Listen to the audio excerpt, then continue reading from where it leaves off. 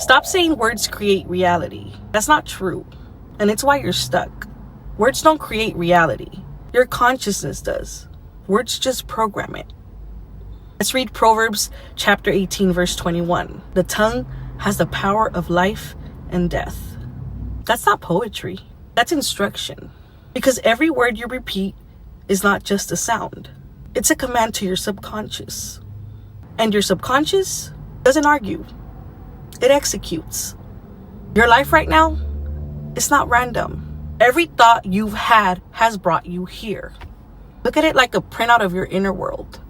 Your thoughts shape your identity. Your identity shape your actions, and your actions shape your reality. If you said pizza all day, you'd start thinking about pizza. That's how simple this is. But most people use words wrong. They repeat what they're trying to escape. I'm not smoking. I don't want this. I need to stop this. Your mind doesn't process don't or stop.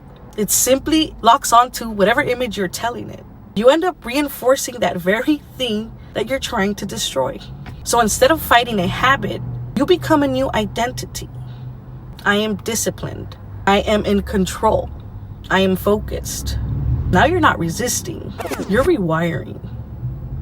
This is why the phrase I am is dangerous and powerful.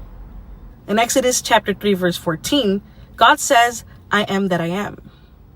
That's not just a name. That's identity at its purest form. Whatever you put after I am, your mind starts building. I am tired. I am broke. I am lost. You're not describing yourself. You're programming yourself. And if you repeat it enough, it stops being words. It becomes belief. And belief is what shapes perception. You don't see reality as it is. You see it as you are. This is why repetition works. Not because it's positive thinking, but because repetition rewires identity. Ancient texts called it the word, not language, but a force that shapes reality from within. And yes, there's a deeper layer. Words don't just program the mind. They activate emotion. Say something long enough, you will start to feel it. And emotion is energy in motion. That's the fuel. That's what turns thought into action. This is why chanting exists in rituals. It's not random. It's rhythm and repetition to force a state change. You're not manifesting. You're conditioning your nervous system to believe something is real before it physically is.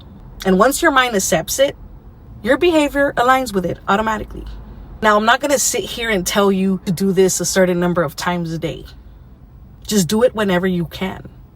Any free moment, in your head, out loud, it all counts. Because what you're really doing is conditioning your mind. Don't wait for the perfect moment to do it. There isn't one. Start with whatever thought is already there and redirect it. This is what people call magic, but it's really this. If you can control your words, you control your mind. And if you control your mind, then you can control your identity. And when you control your identity, you can control your reality.